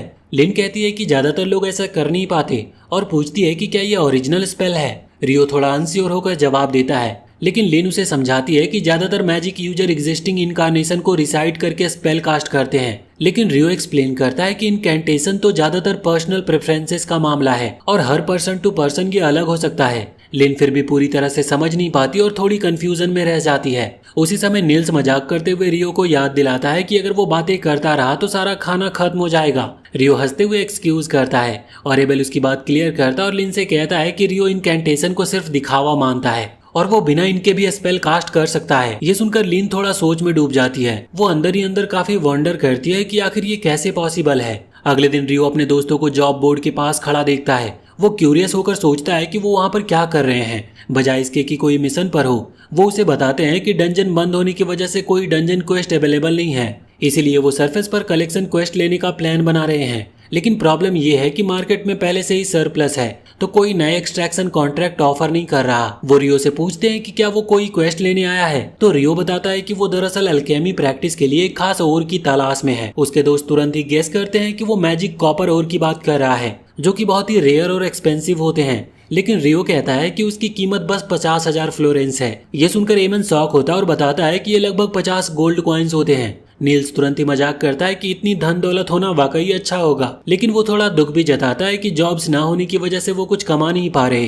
तभी रियो को एक आइडिया आता है। वो डिसाइड करता है कि वो खुद उन्हें हायर करेगा ताकि वो उसके लिए मैजिक कॉपर ओर को कलेक्ट करे। वो उन्हें बताता है कि वो रूस गांव के पास अबैंडन्ड माइन में जाएंगे, जो आधे दिन की दूरी पर है। रियो हर एक को 4 गोल्ड कॉइन्स देने का ऑफर करता है, चाहे वो कितना भी कलेक्ट करे। इसके अलावा हर मैजिक कॉपर ओर के टुकड़े पर एक्स्ट्रा 25 गोल्ड कॉइन्स देगा, लेकिन उसकी एक स्ट्रिक्ट कंडीशन भी है, वो किसी भी अननेसेसरी खतरे में नहीं पड़ेंगे और सुरक्षित वापस लौटेंगे। नील्स यहाँ पर उससे पूछता है कि क्या वाकई में वो श्योर है। रियो समझाता है कि 37 गोल्ड कॉइन्स भी उस अमाउंट से कम है जो उसे टाउन में और खरीदने पर चुकानी पड़ती है। हालांकि क्योंकि ये ऑफिशियल गिल्ड जॉब नहीं है, उन्हें इसके लिए कोई गिल्ड क्रेडिट नहीं मिलेगा, लेकिन दोस्तों को कोई आपत्ति नहीं होती और वो खुशी खुशी मिशन एक्सेप्ट कर लेते हैं। रियो अपने कमरे में लौटता है, लेकिन तभी बाहर उसे हलचल सुनाई देती है। जब वो बाहर झांकता है तो सरप्राइज हो जाता है। कुछ सोल्जर एक लड़की को परेशान कर रहे होते हैं और उससे भी ज्यादा हैरानी उसे तब होती है जब वो देखता है कि उस लड़की की रक्षा करने वाला कोई और नहीं बल्कि डैन है। ये वही आदमी था जिसे कुछ दिनों पहले रियो ने सबक सिखाया था। नाइट लड़की को जबरदस्ती ले जाने की कोशिश कर रहे थे, लेकिन डैन उसे अपनी तरफ खींचता है और उन्हें धक्का देता है। एक सोल्जर गुस्से में आकर डैन को स्ट्राइक करने की कोशिश करता है, लेकिन अचानक अपना बैलेंस खोकर गिर पड़ता है। डैन ये देखकर खुद भी शॉक होता है, जैसे उसे समझ ही नहीं आया कि अभी क्या हुआ। नाइट फिर से अटैक करता है, लेकिन फिर वही होता है, वो फिर से गिर जाता है। आसपास खड़े लोग भी हैरान होते हैं कि आखिर हो क्या रहा है। उसी समय फेल्प वहाँ पर पहुँचता है। वो पूछता है कि नाइट्स यहाँ पर क्या कर रहे हैं। ये सुनकर वो कहते हैं कि उसे इंटरफेयर नहीं करना चाहिए क्योंकि वो सिर्फ एडवेंचरर है। लेकिन फेल्प तुरंत जवाब देता है कि वो नोबल मैन भी है और अपना परिचय हाउस हैनलाइन के हियर के रूप में देता है। ये सुनते ही सोल्जर का रंग उड़ जाता है। वो समझ जाते हैं कि उनके सामने रॉयल नाइट के फॉर्मर कमांडर का बेटा खड़ा है। वो तुरंत ही पीछे हट जाते हैं और जल्दी से वहां से भाग जाते हैं। फेल्प डैन की ब्रेवरी की तारीफ करता है और उसे लड़की को उसके फ्रेंड तक सुरक्षित छोड़ने के लिए कहता है। फिर वो रियो की तरफ मुड़ता है और उससे पूछता है कि क्या वही रियो है जिसके बारे में एबेल बार बार बातें करता रहता है। फेल्प अपना परिचय व्हाइट ब्रिगेड के कैप्टन के रूप में देता है और बताता है कि एबेल ने उसे रियो के बारे में डिटेल में बताया था, लेकिन अभी उसने जो रियो की पावर को देखी उसके बाद तो उसे यकीन है कि रियो सचमुच में बहुत ही टैलेंटेड है। रियो यहाँ पर थोड़ा नर्वस फील करता है, जो देखकर फेल्प समझ जाता है और कहता है कि शायद वो नाइट अपने आप ही स्लिप हो गया होगा। वो जानबूझकर रियो की पावर को कवर करने की कोशिश करता है, मानो उसे समझ आ गया हो कि रियो अपनी एबिलिटीज छिपाना चाहता है। फेल्प ये भी कहता है कि हाल ही में मिशन के दौरान एबेल ने पूरी सर्टेनिटी से कहा था कि अगर रियो वहां पर होता तो ग्रेट टाइडल बोर को संभालना कहीं आसान होता। तभी उसका कंपेनियन उसे याद दिलाता है कि वो पहले से ही लेट हो रहे हैं। फेल्प जाने से पहले एक बार फिर से रियो को नाइट से डील करने के लिए थैंक यू कहता है। जैसे ही व्हाइट ब्रिगेड के लोग चले जाते हैं, रियो उनके स्ट्रेंथ को नोट करता है और वो अंदर ही अंदर काफी वंडर कर रहा था कि आखिर एक मार्कस का बेटा एडवेंचरर की जिंदगी क्यों चुन रहा है। उस रात जब रियो अकेला ही अपना डिनर एंजॉय कर रहा होता है, तभी वहाँ पर एबेल आता है। वो उससे पूछता है कि रियो अकेला क्यों बैठा है, तो रियो मजाक करता है कि वो एबेल का बिल पे करने वाला नहीं है और एबेल को उसे ट्रीट करनी चाहिए क्योंकि वो सीनियर है। एबेल तुरंत ही रिफ्यूज कर देता है क्योंकि वो जानता है कि रियो के पास काफी पैसे हैं। जब सेफ ऑर्डर लेने आता है तो एबेल बिना हिचके डेली स्पेशल ऑर्डर करता है। रियो फिर से टीजिंग टोन में एबेल से पूछता है कि वो अकेला क्यों है। फिर मजाक उड़ाते हुए कहता है कि शायद एबेल बाद में रेड लाइट डिस्ट्रिक्ट जाने का प्लान बना रहा है। एबेल यहाँ पर थोड़ी ऑकवर्डनेस दिखाता है तो रियो तुरंत ही उसकी रिएक्शन को पकड़ लेता है और टीज करते हुए पूछता है कि क्या उसकी कोई स्पेशल गर्ल है और क्या वो लिन है। एबेल तुरंत ही मना करता है और कहता है उसे तो वेरन पसंद है, लेकिन बोलते ही रियलाइज करता है कि उसने ज्यादा रिवील कर दिया। रियो कहता है कि ये थोड़ा अनयूजुअल पेयर है। फिर वो एबेल से पूछता है कि क्या उसे रिया में इंटरेस्ट है। एबेल फौरन मना कर देता और डिफेंसिव हो जाता है।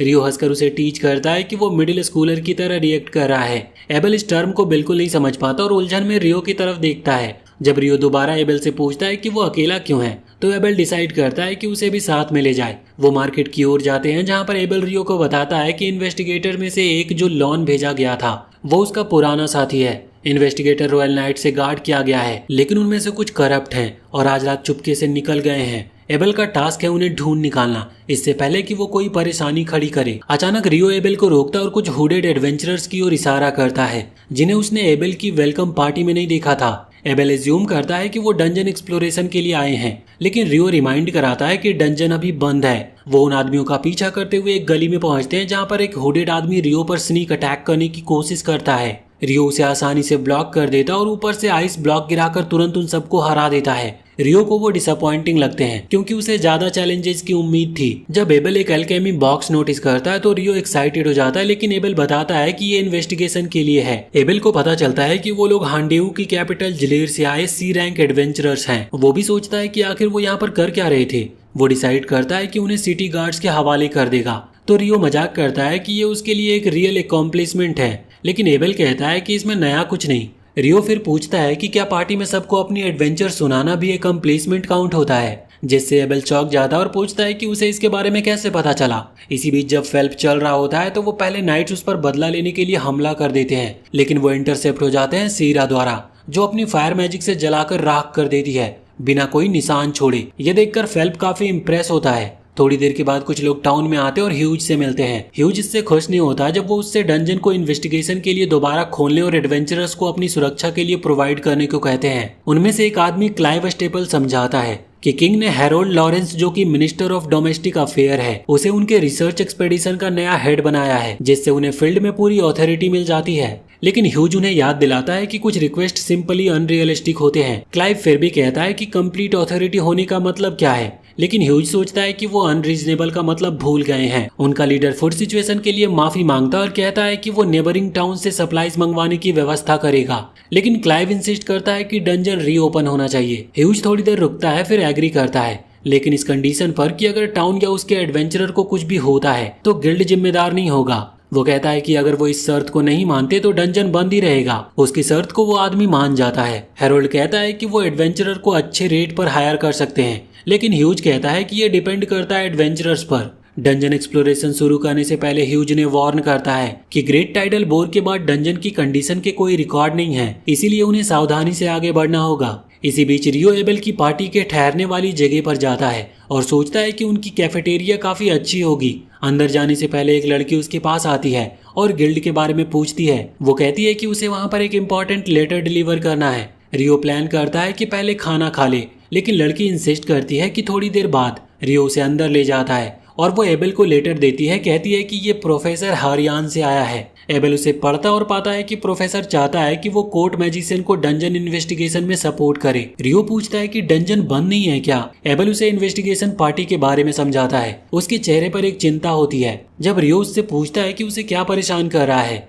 तो एबेल बताता है कि एक ए रैंक पार्टी कभी लौट कर नहीं आई और वो कोई ऑर्डिनरी ए रैंक पार्टी नहीं थी। उसका लीडर कहा जाता था कि वो सुपर ह्यूमन था, जो कि लगभग एस रैंक के करीब था। इसका मतलब उन्हें बिल्कुल अंदाजा नहीं कि ग्रेट टाइडल वॉर के बाद डंजन के अंदर क्या होता है। रियो सोचता है कि स्मार्ट चॉइस यही होगी कि सुरक्षित रहा जाए। फिर वो एक्सक्यूज करता और अपना खाना खाने चला जाता है। जब लड़की उसे गाइड करने के लिए थैंक्स कहती है तो रिया उसका नाम पूछती है और वो अपना परिचय देती है नेटली के रूप में। लिन उसके फैमिली को फेमस वाटर मैजिशियंस के रूप में पहचान लेती है, लेकिन नेटली कहती है कि वो उतनी इम्प्रेस नहीं है। लिन फिर पूछती है कि क्या नेटली ने ऐसे किसी स्पेल के बारे में सुना है जिससे कास्टर से कुछ दूरी पर आइस वॉल कॉन्जर की जा सके, लेकिन नेटली ने भी इसके बारे में कहीं सुना नहीं था। एबेल सोचता है कि लिन रियो की एबिलिटीज को लेकर इतनी ऑब्सेस्ड क्यों है, लेकिन लिन कहती है कि कोई भी मैजिशियन ऐसे स्पेल को सीखने में इंटरेस्टेड होगा। तभी नेटली पूछती है कि क्या ऐसे मैजिक सच में एग्जिस्ट करता है, तो वो बताते हैं कि हाँ, रियो ऐसा कर सकता है। वो नेटली को ये भी एडवाइस करता है कि अगर उसे कभी मदद की जरूरत पड़े और वो लोग अवेलेबल ना हो तो वो रियो से मदद मांग सकती है,